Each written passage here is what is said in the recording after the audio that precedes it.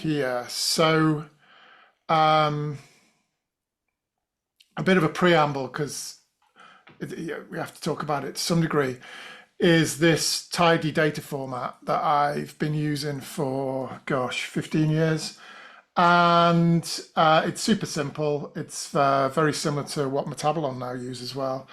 Not that that's any reason to use it. But hopefully it's fairly straightforward and it's pretty transparent, but it's platform agnostic. So there's very little information about specific platform requirements. So it's not like the MZ tab and the data sharing method like this. This is really designed for data scientists to use rather than analytical people, because it's pretty much data matrix of metabolite concentrations with a feature name.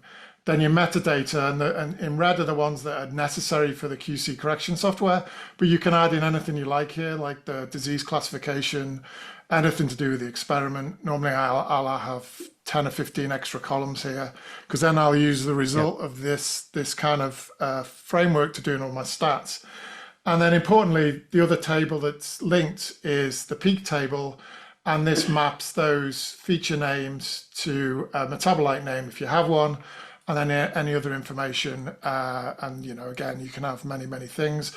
And what I'll often do as well is add in statistical results here, per peak-wise statistical results, or load in values from machine learning, so that you've got it all in one table, so that you're not duplicating tables, and which always leads to something going wrong and losing data or getting things mixed up. So that's the data format. I hope everybody's fairly okay with that. So I'll just close that. David, I wanted to ask you something. Yes, go for it. In the UID, from that we have the features. Sometimes we have the also like a numeric values that you have also letters.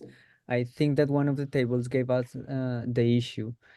Do we have to have on UIDs not just numerical? It has to be strings, or is something we can fix later on? I would, so I've set it, I don't like using just numbers for ID codes.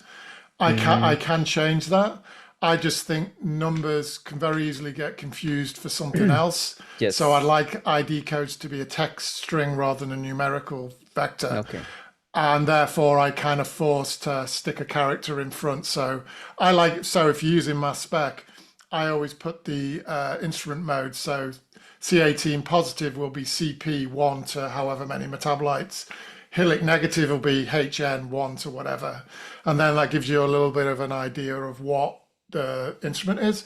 Or if I'm using NMR, I might just call it N1 to whatever. Okay, so, because you can just call it, you can call it anything you like, but I just personally, I prefer to have it as a string. So I think I might have forced that in my QC correction, but there's no reason why you should. I just think it's best practice. Okay, probably is one of the things that came up in the issues, because we have like features, we have either MS2s or features from MC-Mine as well. It would be just numbers, and you just have to. That's.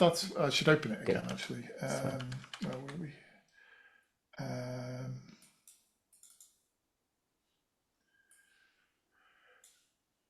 The key thing is you have to think of this as two linked tables, and that key between those two tables is that feature name.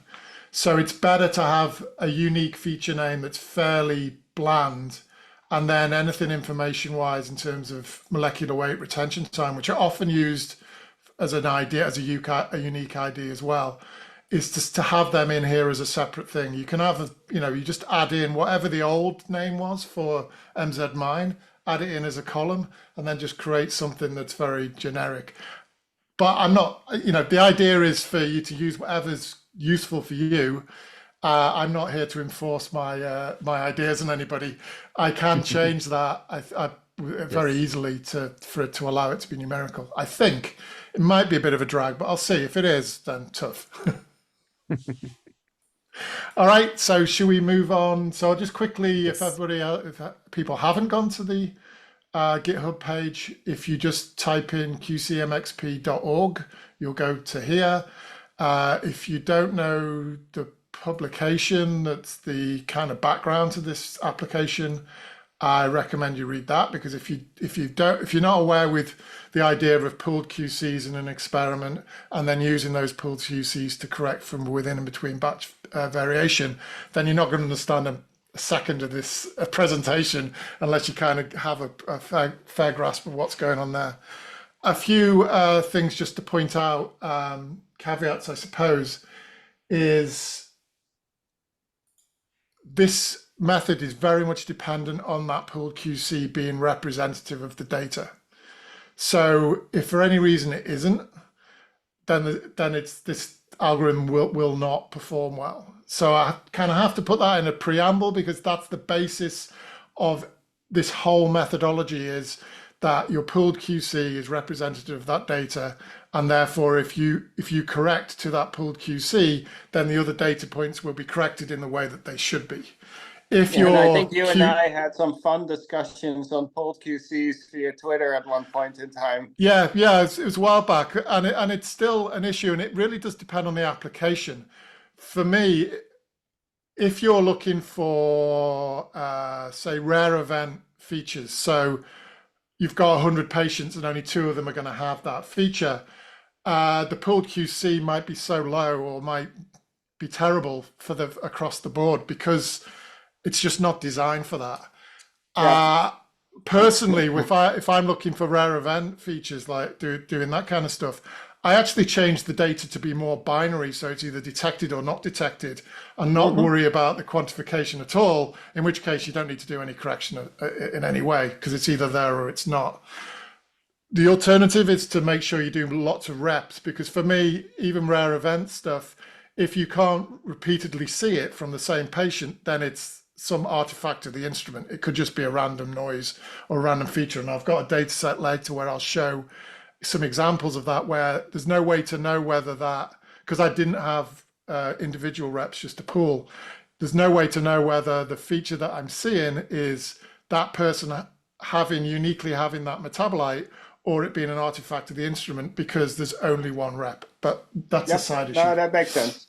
That's off topic, but I just thought it was fun to bring it up.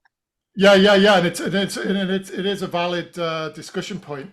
All this has been designed pretty much for clinical metabolomics, where you with the exception of drugs, and I'll show you an example of that later, hopefully, you would expect metabolites to be detected in most people.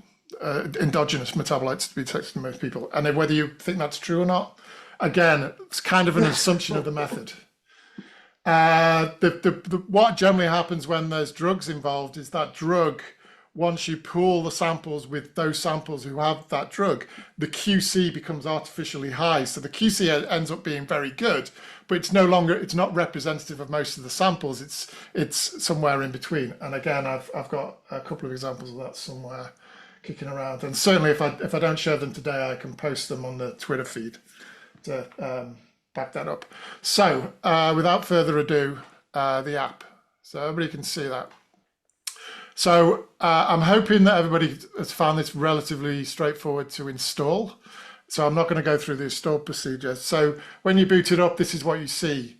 First thing to do before you even worry about loading any of your own data is click Config Explorer. That will open up the Config Explorer window with some artificial data or some dummy data that I've pulled from various experiments, just to demonstrate the algorithm. Now, if you click on the View Peak Table at the top here, the yellow button, another window will pop up and it will give you the peak table. And now if you randomly select a peak, it should highlight which peak is being shown. So if you had, particular names, it's a way of, if you have something particularly interesting happen like that, where it's quite weird, you can figure out what that is in terms of a feature. Let me there's one, let's go down. So ignore the left-hand side for the moment, the green section. The blue section is basically the before and after correction. the algorithm works per peak, per batch, and then the batches are joined together. So the fancy bit, the spline correction, is within each batch and operates on each per peak. So this is a way of looking at, I think this is just a one batch study, but you can look at individual batches, you can look at particular peaks, or you could just randomly select peaks. So this is, you can see where the red line is, that's the correction spline that's been fitted. And then this is before and after the correction.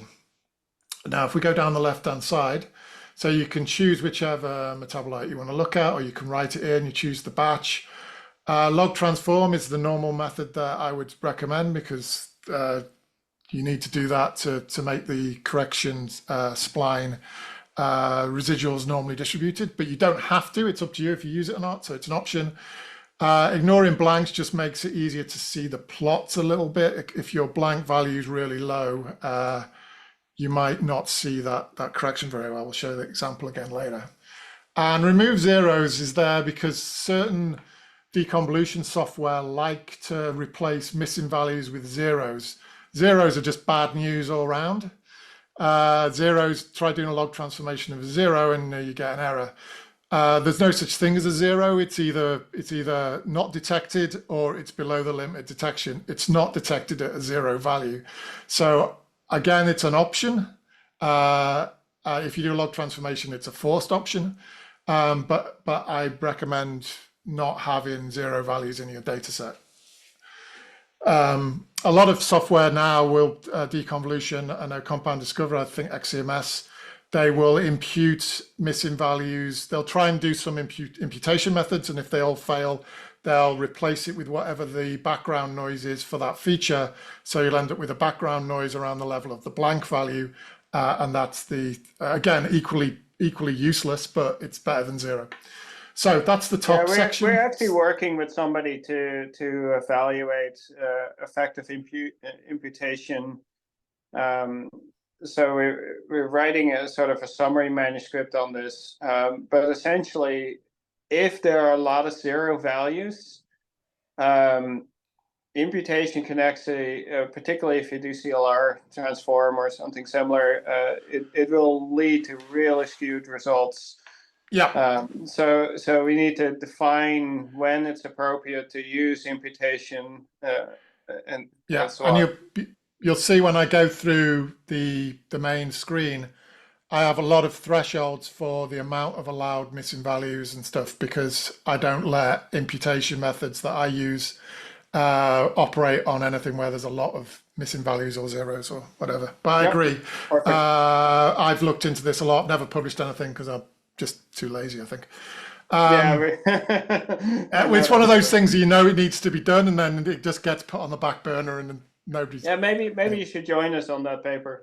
I'd love to. Yeah, more than happy to. Yeah, I'll connect you with the people. Right, let's just crack on. So you've selected your peak you want to look at. The next section is outlier detection, and I've pulled up this peak for a particular reason, because you'll see that the very first injection is a QC, and it's what I would call a dropout peak. It's not been detected very well. And if you include, so if I turn the outlier detection off, you'll see to what degree it skews the correction, because it thinks it's a real data point, when in reality it's something, it could be considered an outlier to be removed. Now, I've got multiple ways of doing outlier detection. The percentile way is, if you looked up outlier detection, non-parametric outlier detection, it's a percentile method. It's below the third interquartile. It's called an outlier. Then the other ways are based on fitting just a general regression curve, and then if a sample's outside a confidence interval, then it's considered an outlier. So as standard, I use quadratic, and with a 95% confidence interval, and you can see that it's caught this feature to be an outlier, and you can see how much better that correction curve is with it removed rather than with it not. You can see how that correction is much worse. So doing outlier detection is really useful. And then what you do once you found the outlier, you can either remove the data point ignore it. So it's ignored for the correction, but but that value is kept in for when you assess the data. Or you can set it at the mean peak value for the QC. So you'll see if I select that, you can see that it's, rather than been deleted, it's been replaced by the mean value, just to give it something that's a little bit more representative of the QCs. Some people would say that's cheating, but it's up to you. So that's the outlier detection. And then the main algorithm, this is the spline correction. Let's find a nice nonlinear.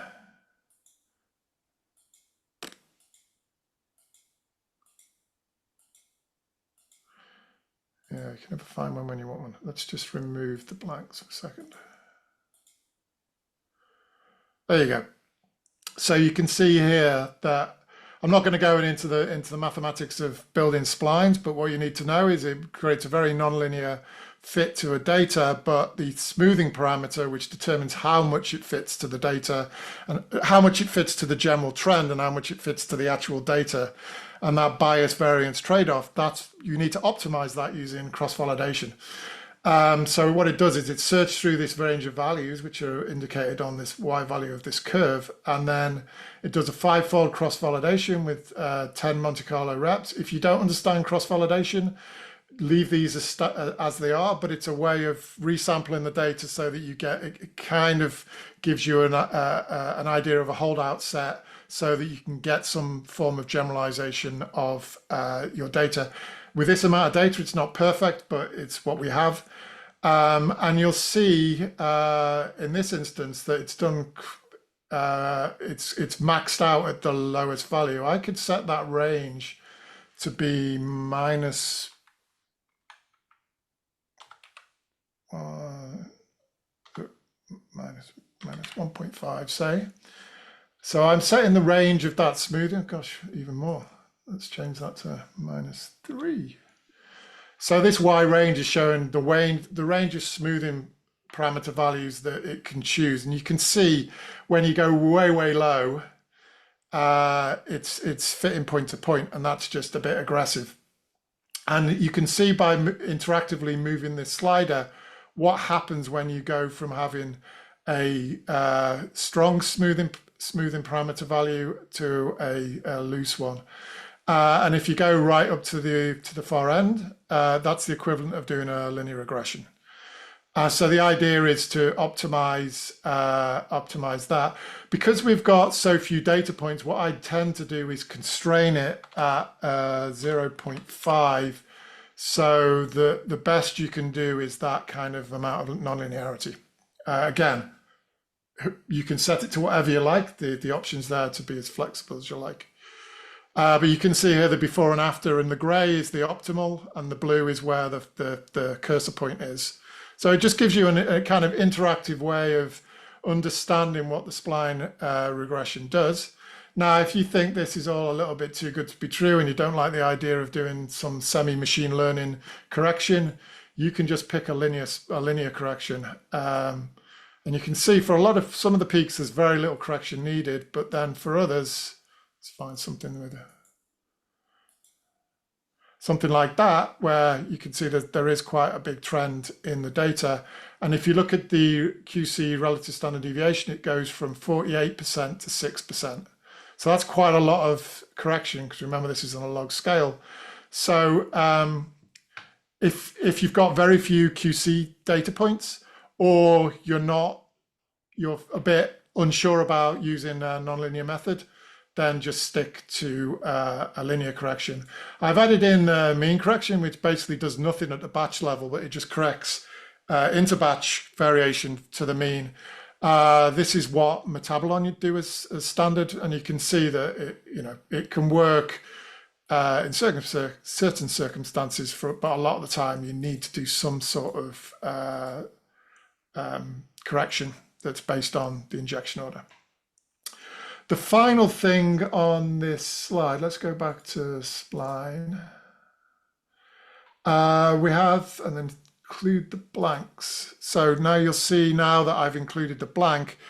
So we always recommend that every batch at least one blank is run. I generally run one at the start and one at the end. I've just been working with Nick Rattery in Strathclyde, and he does a blank sample after every QC. So he has many, many blanks. It's quite interesting data. But two's okay. And then I have this, and then one of the cleaning steps later on is to calculate the blank ratio, which is the ratio of the sample, the mean sample or the mean QC to that blank value. And the idea is that you want your data to be very, very far away from the blank value. That implies that you've got a very clean signal. So I have this relative LOD setting as well, which is this creates this dotted line, and that's used for later on in the algorithm when something is below that line, I consider it to be not detected because it's similar to the blank. I'll explain later why, but that's just fully explaining this sheet. And then you've got the before and after RSD, the before and after D ratio. If you've got a reference sample, so you could put in another sample, which would be considered a kind of an independent test set, then it calculates those stats, then the blank ratio. And you could do parametric or non-parametric stats, depending on how you feel. So any questions about that screen, that app? Nope, all good? No, but David, yeah, I do have a question then, because you were saying one option, for instance, we have, because we also run typically a lot of blanks, like every 10 samples, every 12 samples blanks. So we have a lot. So one thing is just see the trending, how the blanks behaves across batches as well. So that would be a good characteristic, even if we don't consider them to I think correct. it depends. The blank by its nature is generally either not detected because it's blank, or it's a noise value because it's not been detected, so it's imputed as being a blank, or it's a very low value which is noisy. So whether there's any trends that you could model, I've not done that. It was interesting when I was talking to Nick about this. In our paper, we actually recommend not putting too many blanks throughout the data, because every time you put in a blank, you're cleaning the column slightly. Yes. Well, that's the idea. Now, having said that, I've looked at Nick's data and it doesn't seem to be having that much effect, and it's actually beneficial. But I don't know. I've not implemented anything like that. Analyzing the blank, I think, is a bit of a black art because it's a separate step. Yeah. And most people are not going to run that many blanks. So if that turns out to be something that would be useful, it could certainly be implemented, but I'd have to have access to multiple data sets where I could look at that and see whether there's anything that I can use it for. Yeah, When I looked at Nick's, it was other than getting a very good idea when there's carryover, because particularly I don't know whether I took a screenshot, but I'll send it to you later. Got a really, really nice data set where everybody's most of the people are below the limit of detection. Let me just see whether I've got a screen grab of it. Yeah, for our food data, we had to run blanks between every sample, because as soon as you start to look at grains, there was just back to the columns. It depends on sample type very much. Also livers and lungs, and you have a lot of urine fatty is acids. usually really nice, but there are other samples that are not so nice. Yeah, I was hoping that I had Nick's. Yeah, I'll have to find it and send it, but because Nick actually gave me permission to show it to you, and then I've not actually saved it anywhere.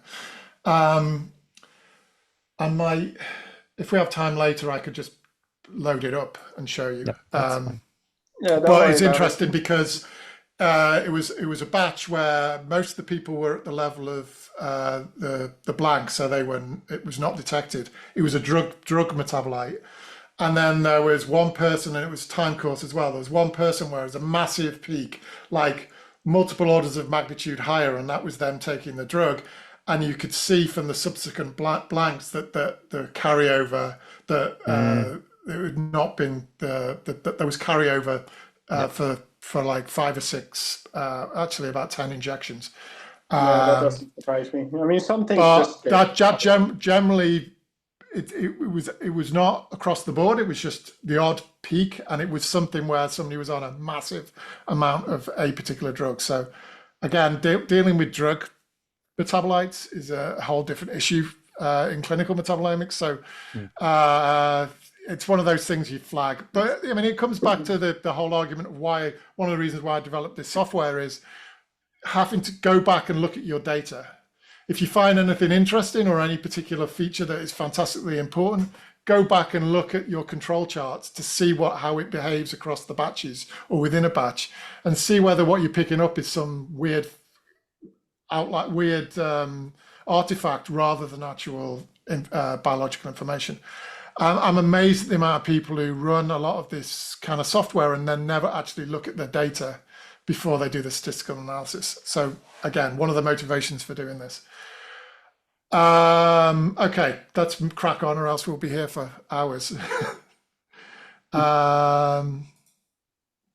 Okay, next step is to load some data. So let's load an example data set from the GitHub. And then after the config explorer, then you save the settings. Yes, Now it's optionally. You could, because there's multiple places where you can change them. But if you've played around with the settings and you change them to what you're happy with, then then transfer them to the main window and save them.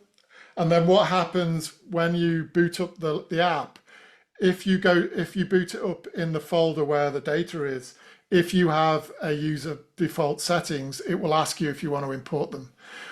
I mean, I'll talk about that now because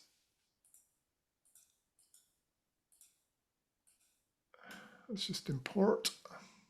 Yeah, because in theory you are playing with the dummy data first, set the setting, but that doesn't necessarily work for your actually data. So you can see here, I've just loaded that data in, and it's detected this file is in that folder and asks me if I want to import it. So these are the settings that I've just, these are just generic settings. But if I had a particular project that I'd decided maybe that we didn't have that many QC, so I want to do a linear, and the blanks are particularly bad, so I maybe wanted to play with that blank ratio limit detection value, or anything, then you transfer it over here. This configuration file can then be saved or loaded in as you would like. And a big reason why this is that all those push buttons have been changed to a text file, a text window, is so that you can save this out and so that you've got a record of what you've done. One of the problems is with software where you select your options is that they rarely have a way of then saving those parameters out. So if you come back to your data set 6 months later, you will not have known what you've set up your correction algorithm to do. And then this way you've got a record of that, which you can stick in a paper or at least use again if you want to. That's nice. To be honest, I should have put probably more settings in there, but this is the first version. I mean, it's taken 2 years for me to get it out to the public, so it's a slow development. But this is interactive as well, so don't feel like this is set in stone. So you can go in there again and just say, right, actually what I really want is a linear correction here, and it will check that you haven't put anything illegal. So if I wrote a linear X, it would say, nah, sorry, it has to be one of these. And then it'll go back. So if we just go back to spline. So, okay, top to bottom. This is a 2-batch study, 8 blanks, so a blank at the number of blanks, 8. Anyway, let's look at it in a second. So this is just a description of the data. Ignore this drink me bottle for now. I'll explain that later. We can just go in and look at the data again in Config Explorer. There you go. I did 2 blanks at the start, 2 blanks at the end. And again, so this is a real data set from my lab, a couple of years old now. And you do the same thing. You know, it's the same process, blah, blah, blah. This was longitudinal data, and we put each individual is between each QC is 4 time points from an individual. They are randomized within that. So that's why it's looks kind of funky because they're actually individual time course within the batch like that. This is an interesting pre-processing filter, and it's worth understanding. I have implemented this. This comes back to this idea of having too many zero values, but this is just focusing on the QCs. And what I'm saying is, if the QCs isn't reproducible across a batch, then that peak gets removed. In this case, I'm saying if there's more than 20% missing QCs, then it's removed. And then this is a histogram showing you the distribution. You can see most of them have got pretty much all the QCs in either batch, but there's one or two where it's pretty poor.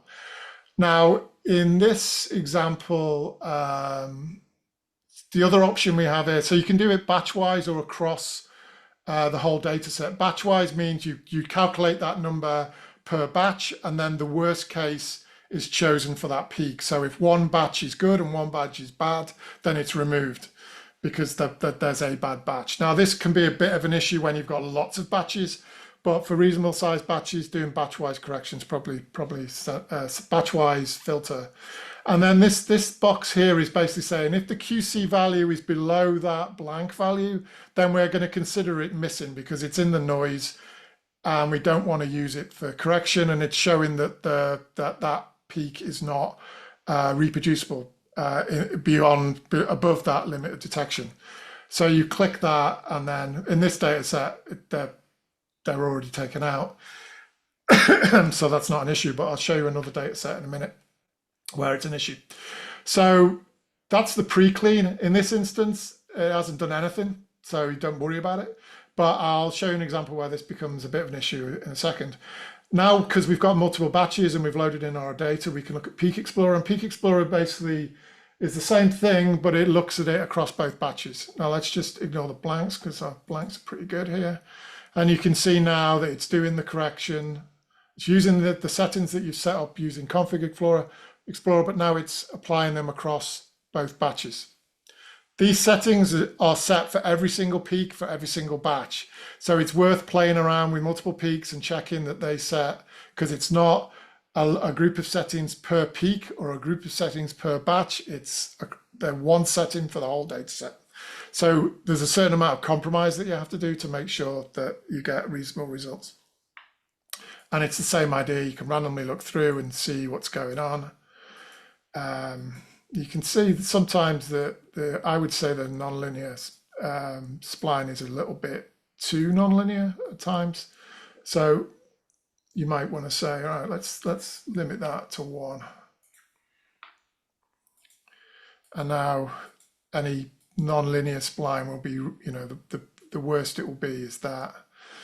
Again, you might say this is just artifact, you should do a linear, but it's up to you. This is all optional.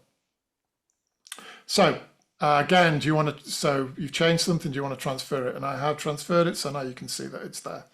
Right, so that's the preamble. That's checking that your data is okay, checking that you like the algorithm. You're super happy now, let's run the whole thing. And that's when you press this button here. And then it starts a parallel processor. So if you've got a lot of processors on your computer or laptop, I think I've got 10 cores on mine, so it can be pretty swift. So it starts up the parallel processor, and then it estimates how long it's going to run, and it'll write something at the top. And then it'll just start chunking through each peak doing the correction. Yeah, 31 seconds to do 1,560 peaks.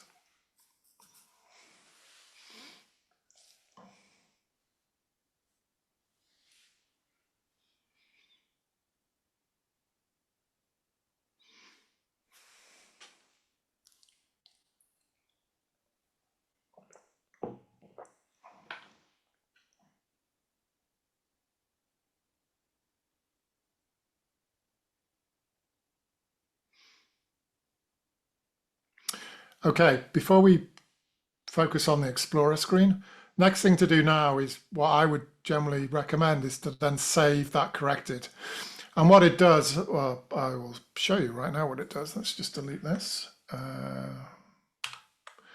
if we hit save, it will save. And then if we go to GitHub test data, that was this one, I believe. You can see now that we've got some extra tabs. So that was the input data was data peak, and now you've got data QC-RSC, peak QC-RSC. And you can see that it's now added in all these statistics, the number of outliers, the correction factor, the RSDs per batch, the D ratios per batch, the blank ratios per batch. So all the stats there. I mean, whether you keep all that information long-term is up to you, but it's there and it's been added into your peak sheet. And you can call,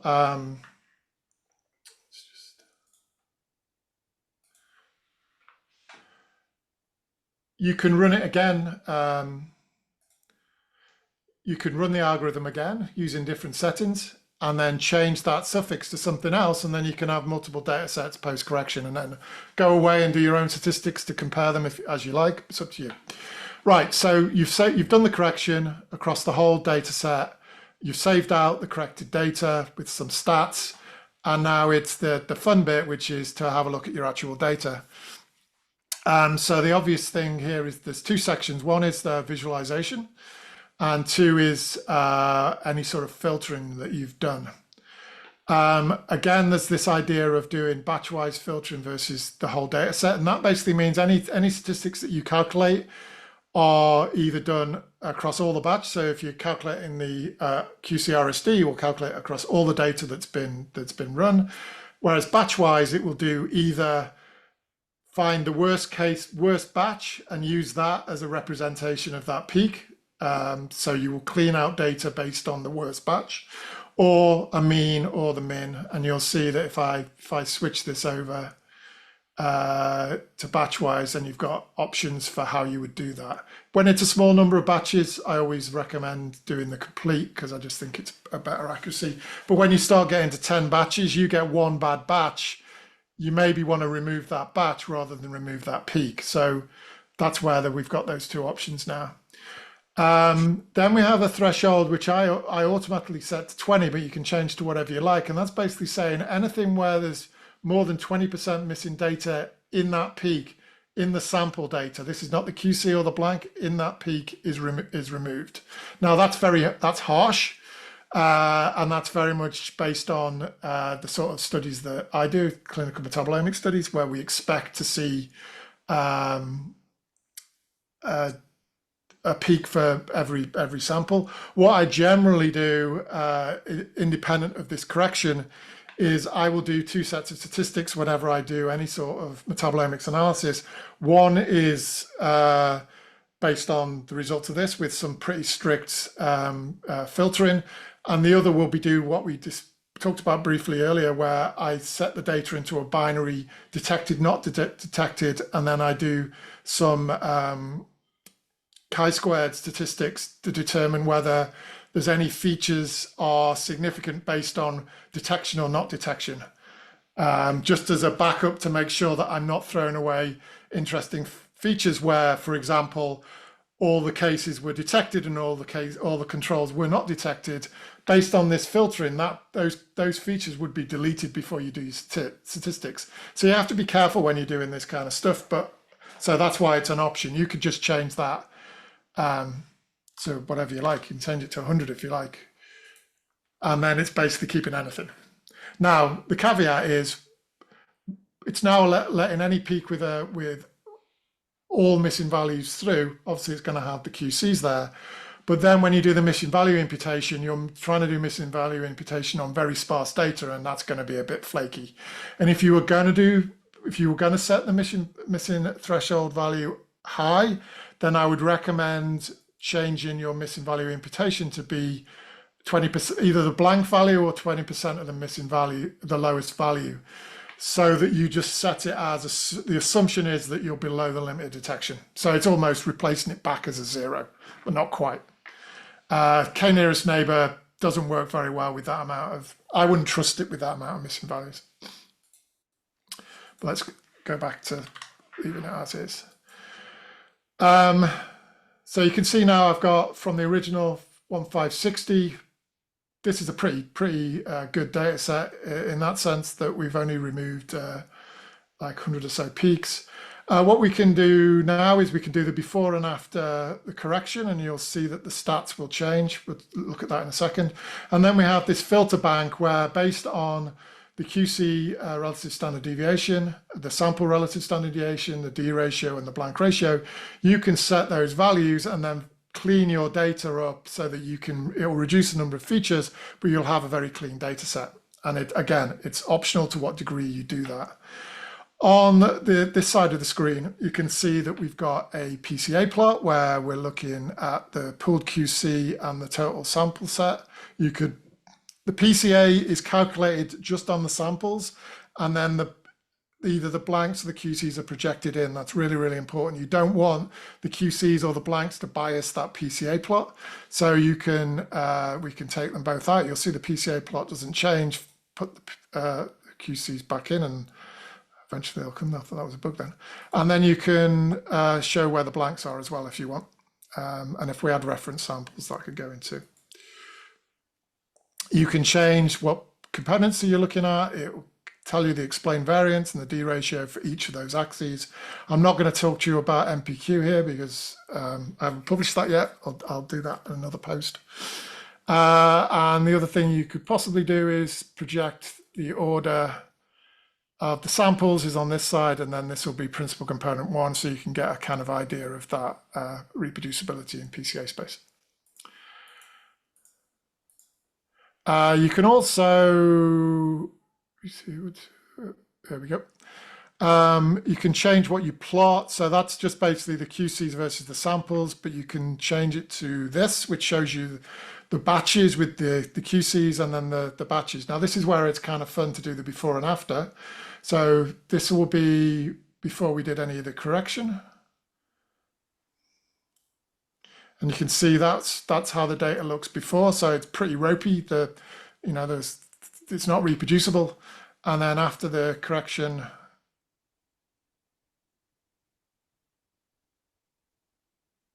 it's a lot better.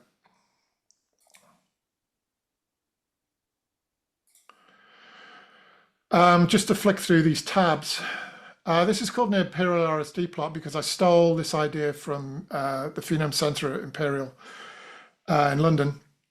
And this is actually probably the most useful plot, but probably the hardest to initially get your head around. What it's showing is the RSDs for the QC in red and the sample in blue. And for any point here, so if I can click on that, there is a sister point over here on this curve. I'm not going to find it by hand. I should really flag it when I click. But what you're doing is you've got a data point for each peak. So you'll have an RSD QC and an RSD sample for each peak. And then we're plotting them both on the same axis, but then sorting by either the sample RSD, which is why this looks like a line, or you can flip that and sort by the QC RSD. So now the QC becomes a line. But what's being reordered is the companion point, if you like, for the other data point or the data set. I like it on this way, and what you're kind of seeing is this is the variance in the peak increasing, the biological variance in the peak increasing, and then the corresponding distribution of the QC RSD. And this is where you might want to start looking at filtering out some of these features where you've got the QC RSD very, very similar to the sample RSD, because then there's no biological information, it's all noise. Or you might want to set a threshold of reproducibility and say, right, we want an QC RSD of 30% or less. Before I do that, we'll just flick through the rest of the plots. This is just that same information plotted a different way. Sample RSD versus QC RSD, and you can see, ideally, we want data points down here. These ones up here are bad. And then we can just look at those individual values as a histogram, which we can then break down by batch, so you can see whether there's consistency across batches in terms of the QC RSD, same with the D ratio, same with the blank ratio. And then the last one is the smoothing. And you can see for most of the peaks, we've got pretty much a linear correction. Right, let's go back to the start. Let's go back to this. And then this is where you would use the filters. Now, I've set this as a filter bank you can switch off and on, primarily because if you get a very, very big data set, it takes a long time to recalculate the stats. So this just gives you a fast track of setting some standard values and then switch the filter bank on. And you can see the gray features here are the ones that have been removed. So let's just deselect some of these. Okay, so here we've got a threshold of 30% for the QC-RSD, and you can see that literally it's drawn a line down the data there, and anything on that side is considered not reproducible in terms of QC-RSD, and then everything else is fine. The D ratio thing, which I'm more of a fan of, is looking at the ratio of the biological variance to the QC variance, and you want that to be more than 40%. So that's removing those features here. You can see how you are really hacking down the data when you start cleaning it up. The blank ratio, there's multiple methods. I discussed this earlier, where it's calculating the ratio between the median value of the samples and the worst case blank value. But you can set that to the QC value, the mean QC value, and it will give you a slightly different distribution. Or you can set it to percentile, and that basically saying how many samples are below that blank threshold. I tend to use this quite a lot because a lot of metabolomics data often is very close to the noise level or the limit of detection, and I would prefer to not throw things away if they are reproducibly measured and just look at things that are really kind of fallen below the limit of detection. So this is the one we'll use here, and I'll just set it to 1. And then that will be what I would do for a cleaned up data set. So you've gone from 1400 to 800. You can see the peaks that you've removed here. You can look at that distribution. You can see how you've removed data. And then most importantly, you'll see how much better the QC clusters. And then once you're happy with this, if you want to do cleanup, then you press save. And then it saves it out as an extra sheet in your Excel sheet, which we go back to here. And you can see now we've got the original data, the QC corrected data, and the clean data. And again, you might say, right, I'm going to clean the data.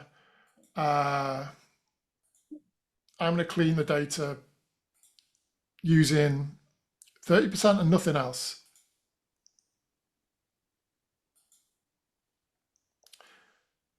And then you might want to say, right, I'm going to call that clean 30.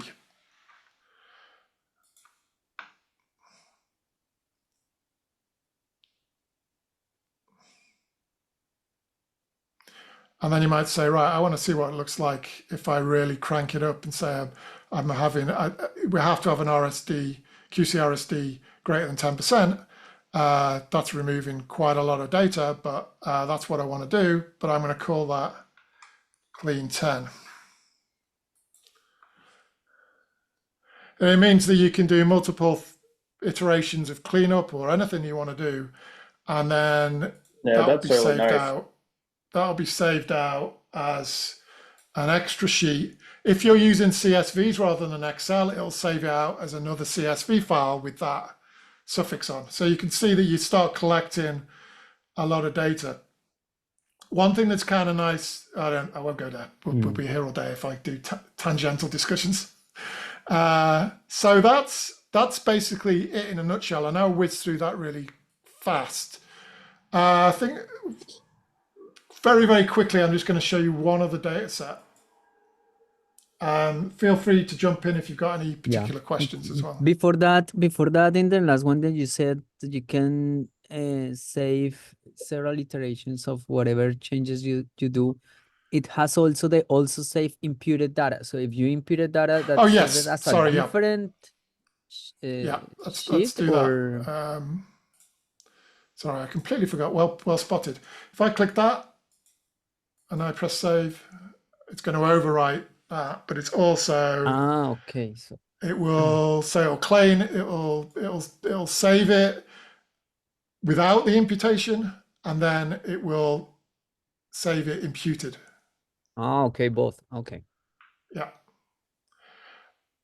I was very resistant to doing this because I like to do my imputation on the fly when I'm doing my stats, but somebody particularly asked me for this, so I thought I can't really not do it. You have to be very aware of how I'm doing my imputation, and I think I do mention this in the cheat sheet on the web page. I have a very particular protocol for which order I do my pre-processing based on my understanding of statistics. You always do the log transformation before you do the autoscale. If you're using k-nearest neighbor, you do the k-nearest neighbor after the log transformation and the autoscale. If you're doing the blank imputation, that happens before the log transformation and the autoscale. Autoscale is always after the log transformation because it's a parametric method, and if your data is skewed, then you're going to get an odd autoscale because the mean value isn't going to be the central tendency. The log2 fold with respect to QC, that again doesn't actually do anything other than change the scale, but it's just to illustrate, because some people like to have the fold data and then on a log2 scale and think that that's giving you something different than it's not. I don't particularly like folding exporting fold data like that, because then if you happen to have a data set which is longitudinal and then you want to do a fold change per person, then you're doing a fold of a fold, and that just starts being a little bit silly. So this is the kind of standard. One, let me see where, just quickly, which one to do. Oh, let's do this. Let's do the single batch very, very quickly. I might not even,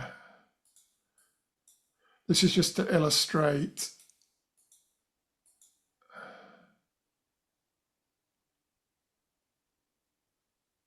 okay, you can see, so this is an example. This is a single batch, but when we were doing the deconvolution in Compound Discoverer, we set the noise threshold really, really low, and we ended up with 12,000 features. And you can see when we do this 20% missing QCs, there's only 1,500 left. That's how much you reduce it by insisting that you have reproducible QCs across a batch. Think whether this think it'll yeah, I'll be here all day if I look for that.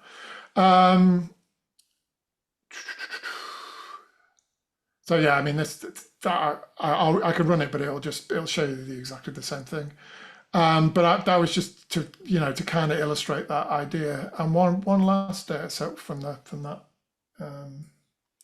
group. Let's do CSV. So this is where we're using a CSV file, 2 CSV files rather than an Excel sheet. Particularly if you've got a big data set, don't use Excel. Well, one, it probably won't fit in, but it takes a long time to load. Once you get to more than 4 or 5 batches, CSV's far better.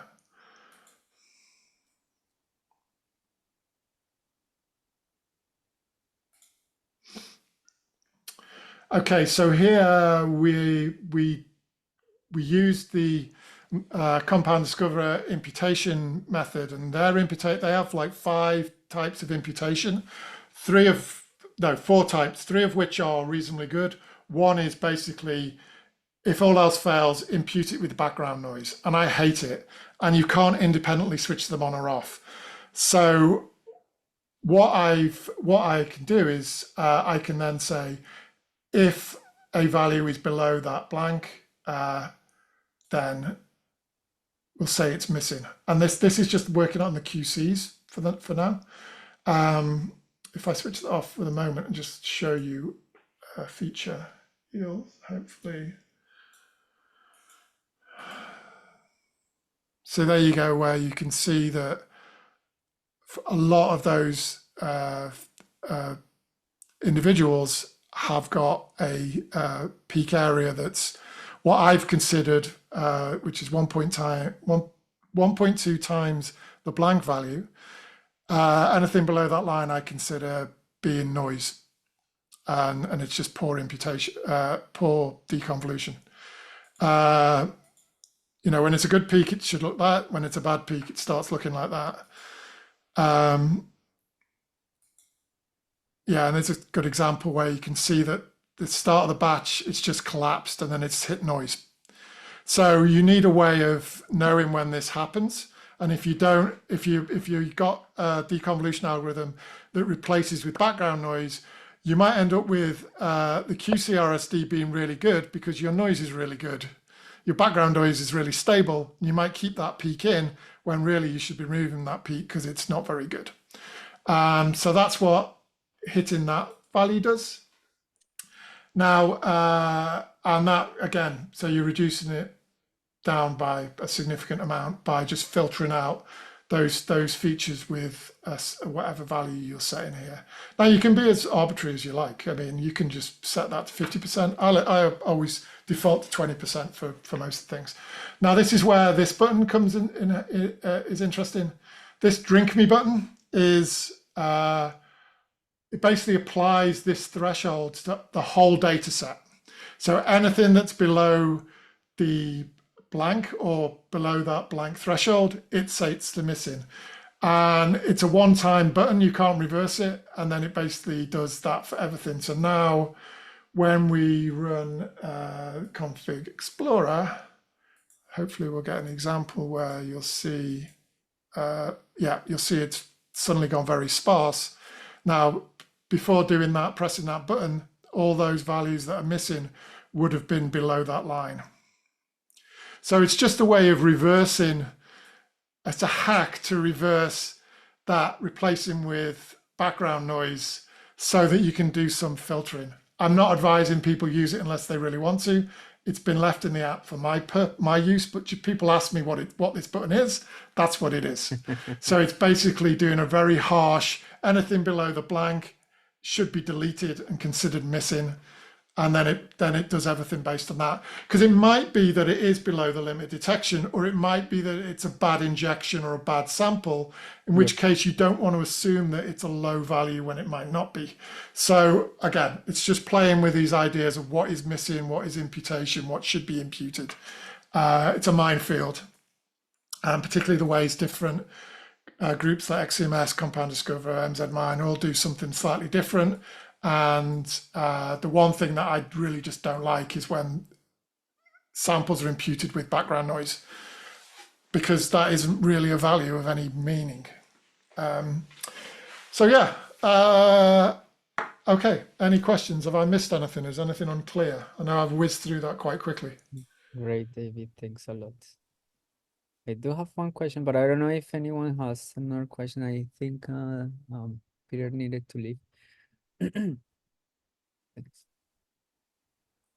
David, I have a question now, because then it depends on the applications, etc. But now it's very clear the need for of course, the pool QCs in this case, which are a good way to monitor also the molecules that we are going to detect and use them to correct all the batches.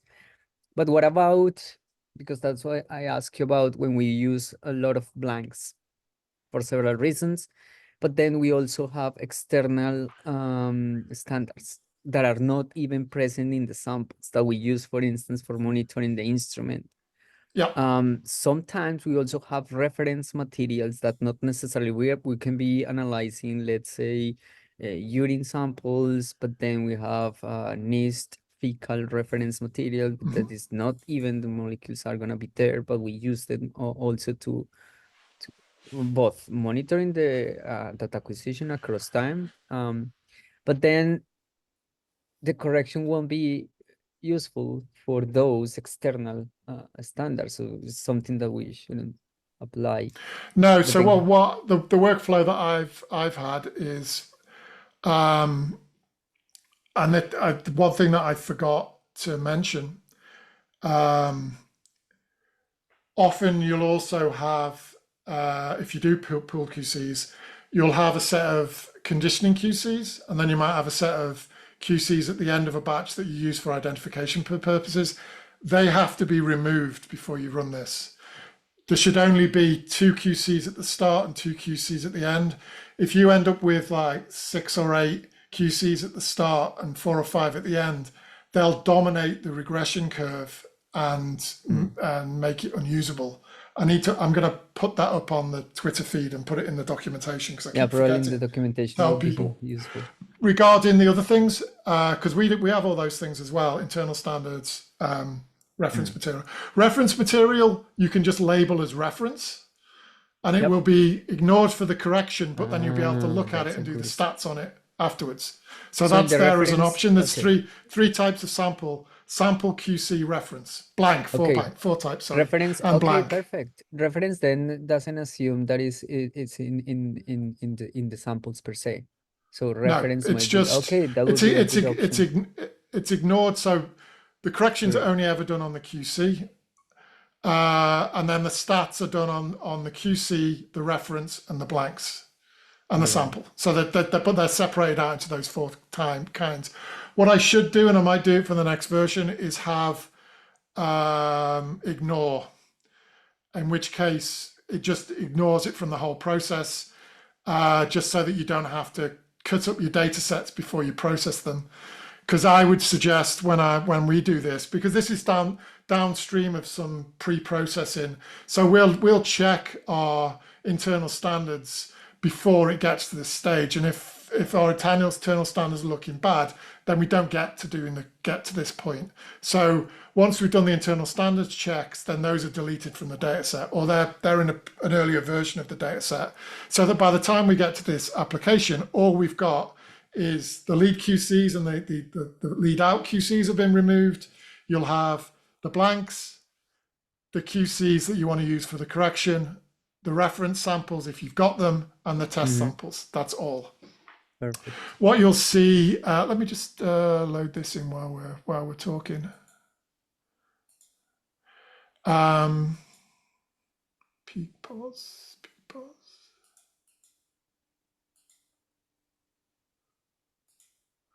I'm not going to delve into this because this isn't my data set, but I will show you.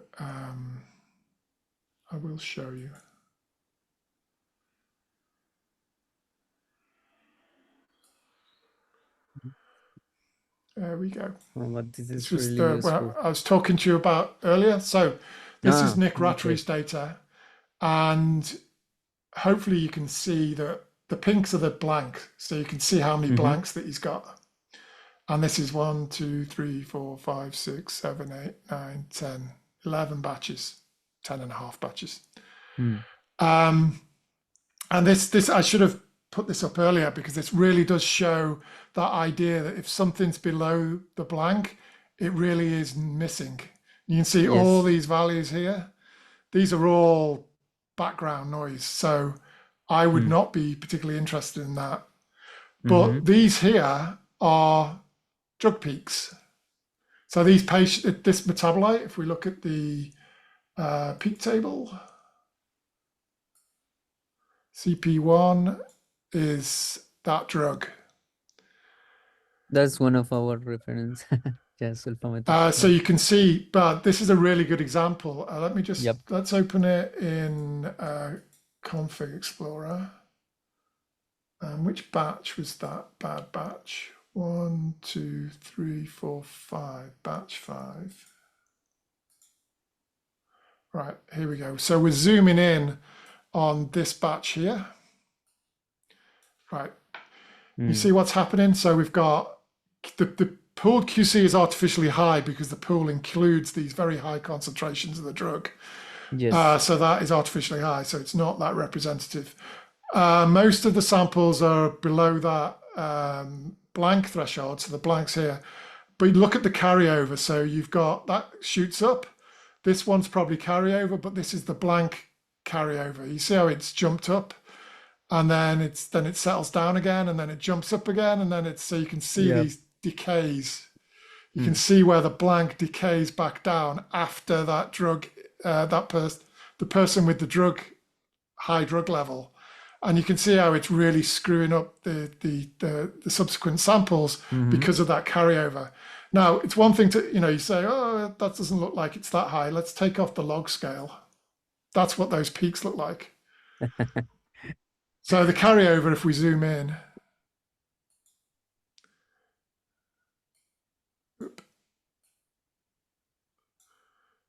so you can see, it doesn't look a lot until you go into log scale. Yep. But it's definitely there. Yep. But which you might not, if it hadn't been for the blanks being there, you might not have thought that was carryover. You might have seen, well, actually, it's so obvious for this one, it is. But you can see how easily one batch can screw up a whole data set. Let's just randomly flick through a few without, and you can see how bad data can be. I mean, Nick's a good analytical chemist. This is good data, but a lot of the data, I mean, we do have a lot of features. These are all IDs, but you really have to understand. Again, if we zoom in, if we look at, let's just zoom in.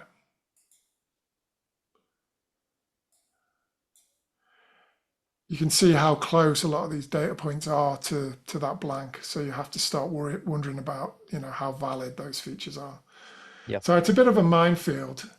But if there's any take-home message from this whole using this algorithm over, a simple R script or something, is this idea of looking at your data and seeing how it's performing. It's really, really important because ignorance really is bliss. But it's better to know your data. No, but this is really useful, David. Thanks a lot for actually developing this. Sorry? Thank you for developing this. Oh, no, yeah, no I worries. really appreciate it. It's long overdue. I mean, I wrote this algorithm about 10 years ago, and then never got round to publishing it properly in terms of the code. Well, the code was available, but it was in a MATLAB script, and nobody wants to use MATLAB because it's proprietary. And then eventually I was persuaded that, well, actually I came across the MATLAB app designer and decided that this would be a good project over COVID to start. And then it's been a kind of weekend project for me for the last 3 years. And now it's good enough to give to you. Yeah, thank you. Yeah, we will So, implement if any other questions, or we happy to call it a day? I don't know if anyone has a questions. But then after that, I will share the record once it. No problem. Yeah, And if anybody does have any questions, you can email me directly on the GitHub site. There's an email address. Or even better, if it's something that you think is of general interest, post it on Twitter on the account, because I've caught a few bugs, some of them thanks to you, from somebody giving me feedback actually on the Twitter feed. I'm never going to take offense to anything anybody posts. It's only ever going to improve things. So I'm happy for people to just get involved. I have one question actually, just regarding the imputation. Hey! Hey, David, how are you? How you doing? I haven't seen you for a while. Good, yeah. I'm here visiting Peter's lab, so. Fantastic. Great for you. Yeah. So just curious, do you think this KNN approach is better than, I have seen many people using half minimum imputation. Okay, so this is my advice is I like K-nearest neighbor, but it does depend on the application, depends on the data set.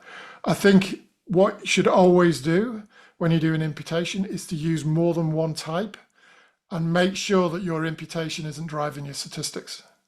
If you change your imputation and all your p-values change, then that imputation is having too much of an effect. Imputation shouldn't really be used on any univariate stats because it's not necessary. It's only really necessary for multivariate stats. And if it starts imposing itself on your analysis too much, then you shouldn't be using it. So you need to start cleaning your data up or looking into that. It really is just to make sure to allow the stats to work rather than being too informative. So I'm very hesitant to use it. I use it lightly, hence the only doing imputation if there's more than less than 20% missing value. You start imputing 50% of the data, then you're really in trouble if you're using something like K nearest neighbor. That's when I would use the blank ratio, because at least you know exactly what it's doing. That can be equally terrible. So it's always a try multiple things and at least 2 different methods before you're happy with the results. That would be my advice. Thanks. And really nice tool. We'll use that. Thank you. Yeah.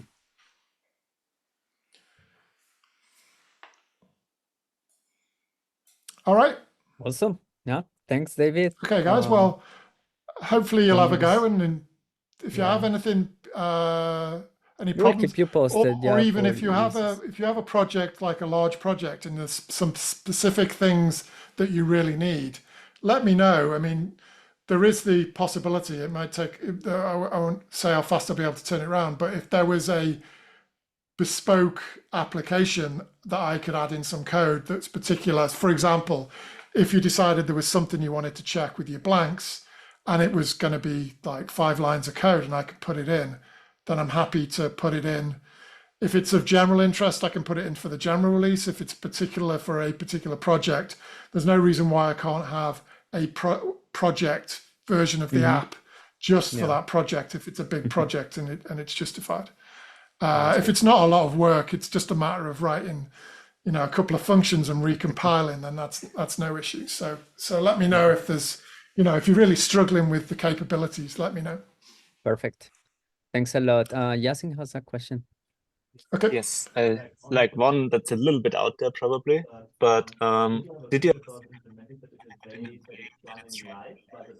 is acquired? Sorry, you faded out there and I couldn't hear you. Okay, is it better now? Say again.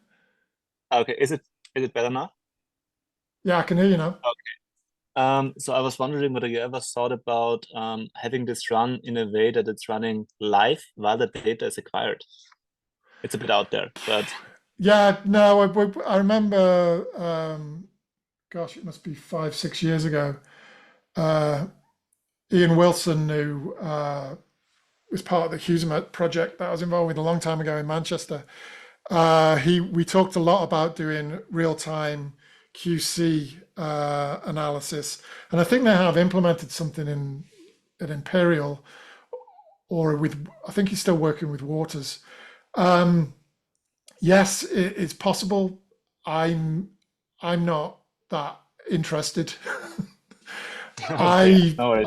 I kind of my attitude is, yeah, if you were running several thousand samples, yeah, it's really useful to know when your instrument's failing. But do you need to correct on the fly? Probably not. You need to know if your instrument's yes, dying right. and you need to clean it or you need to stop.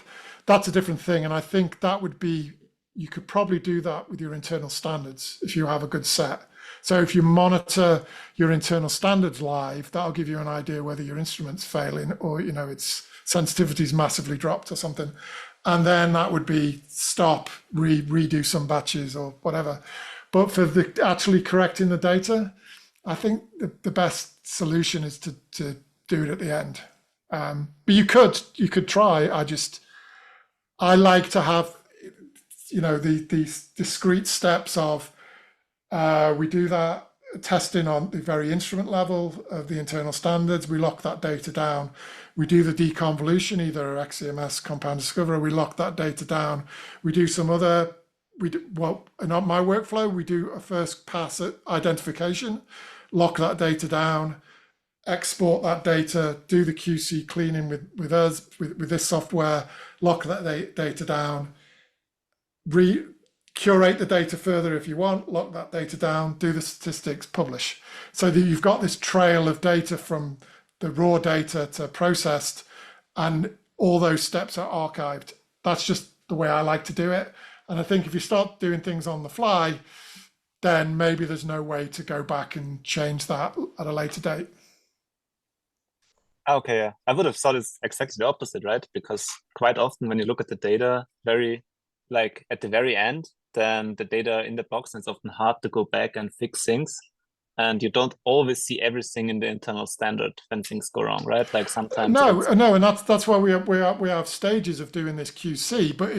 But if you do something to your data, like you clean it, or you need to have the opportunity or the ability to go back to that pre whatever you've intervened state, so that you can do with something else if that turns out to be the wrong method.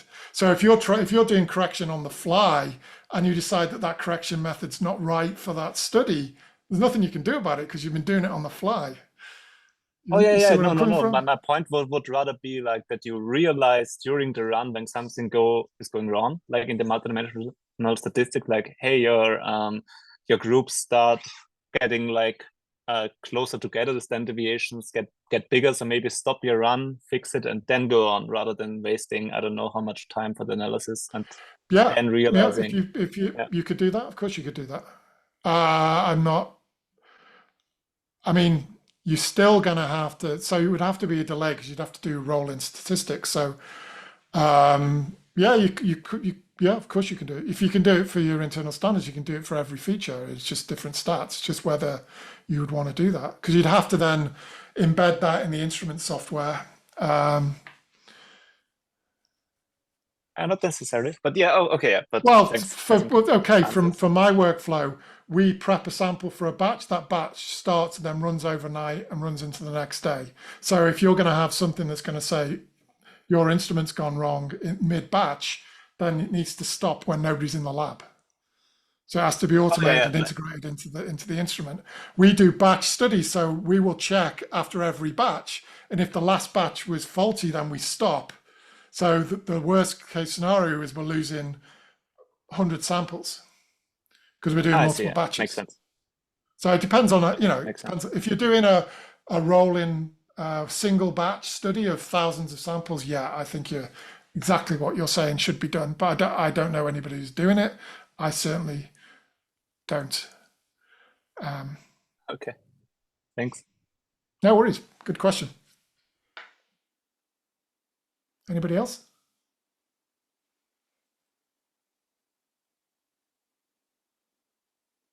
Don't think so. Okay, guys. Okay, Well, David. thanks for staying late into the afternoon. No, it's good to see you in the future. Yes, hope so. There. Well, if I'm ever in the thanks a lot. States, I'll try and I'm overdue a visit, Peter. So we need to go bike riding together. So I'll let him know about that at some point. Awesome. Yeah, Okay. that would be great. Yeah, we will Okay. keep you posted with use cases and things, because data is that we have a lot. So, and then probably Yeah, Peter will follow up with you you know, for the imputation with the Scott Kelly and yeah, all the and groups in the paper that anything they're to do writing. with this kind of stuff, I'm more than happy to answer questions or have a Zoom meeting. You know, it's easy. This time zone works. It's a little bit better for me than the East Coast, because the East Coast, it's them getting up at really early and me staying up late, and I much prefer having an 8 o'clock meeting to a 10 o'clock in the evening meeting. Perfect. So more than happy to talk to you guys anytime. All right. Thanks a lot. And see you around, David. Have a nice day thanks. then. Then I'll stop the recording here.